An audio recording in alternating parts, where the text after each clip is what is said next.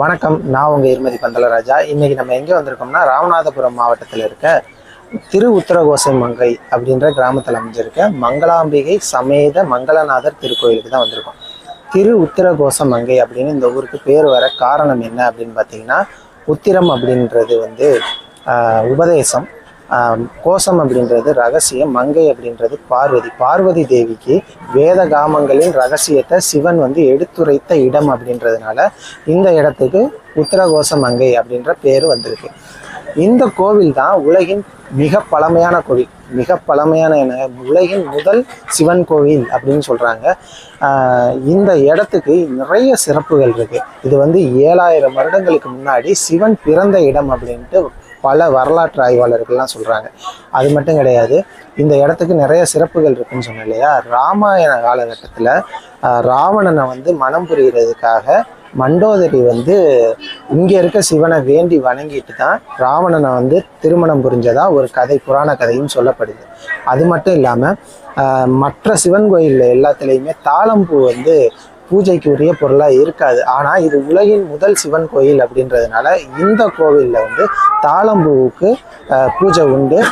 எதனால் தாளம்பூவுக்கு மற்ற சிவன் கோயிலெல்லாம் பூஜை கிடையாது அப்படின்றனா, நீங்கள் பார்த்தீங்கன்னா பிரம்மாவுக்கும் விஷ்ணுவுக்கும் ஏற்பட்ட சண்டையில் யார் பெரியவன் அப்படின்னு ஏற்பட்ட சண்டையில் தாளம்பூ பிரம்மாவுக்கு ஆதரவாக பொய் சாட்சி சொன்னதுனால தான் இந்த சிவனுக்கு பூஜிக்கக்கூடிய பொருளாக தாளம்பூ இருக்காது. ஆனால் இந்த கோவிலில் தாளம்பூ பூஜிக்கக்கூடிய ஒரு பொருளாக இருக்குது.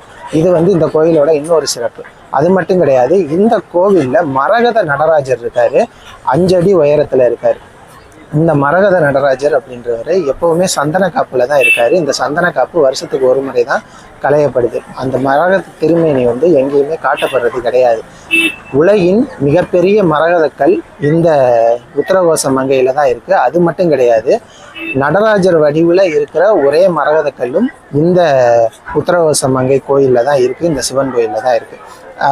நீங்கள் பார்த்துருப்பீங்க, நடராஜர் கோயில் தில்லையில் தான் ஃபேமஸாக இருக்கும். ஆனால் முதல்ல நடராஜர் அரங்கேற்றம் பண்ணுறது அப்படின்றது இந்த உத்தரகோச மங்கையில் தான். அதுக்கப்புறம் தான் தில்லையில் நீங்கள் பார்த்தீங்கன்னா ஐம்பொன்னால தான் அந்த நடராஜர் சிலை இருக்கும். ஆனால் இங்கே இருக்க நடராஜர் சிலை அப்படின்றது மரகதத்தால் இருக்குது.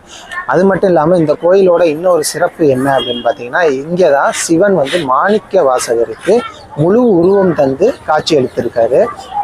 இப்படி நிறைய சிறப்புகள் இந்த திரு உத்தரகோச மங்கை திருக்கோயிலுக்கு இருக்குது.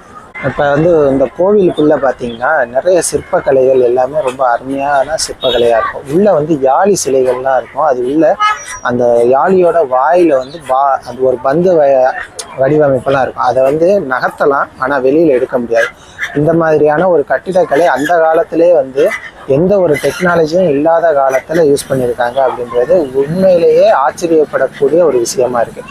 அது மட்டும் இல்லாமல் 3000 வருஷமாக ஒரு இழந்த மரம் இன்னமும் உயிர்ப்புடன் இருக்குது. எத்தனை தலைமுறையை பார்த்துருக்குன்னு தெரியாது.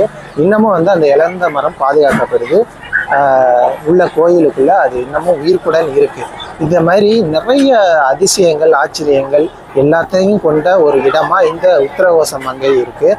கண்டிப்பாக நீங்கள் இந்த ராமநாதபுரம் மாவட்டம் பக்கம் வந்தீங்கன்னா நீங்கள் மறக்காமல் பார்க்கக்கூடிய முக்கியமான இடத்துல, வழிபாட்டு தலத்தில் இந்த திரு உத்தரகோச மங்கையும் ஒன்று. கண்டிப்பாக வேண்டி வணங்கி சிவனை வழிபட்டுட்டு போங்க. எல்லாம் நல்லதே நடக்கும். எண்ணத்தில் சிவனை வைத்தால் எல்லாம் நல்லதே நடக்கும் அப்படின்னு சொல்லிட்டு மேலும் ஒரு நல்ல வீடியோவில் உங்களை சந்திக்கிறேன். அதுவரை உங்களிடமிருந்து விடைபெறுவது உங்கள் இருமதி பந்தலராஜா. நன்றி, வணக்கம்.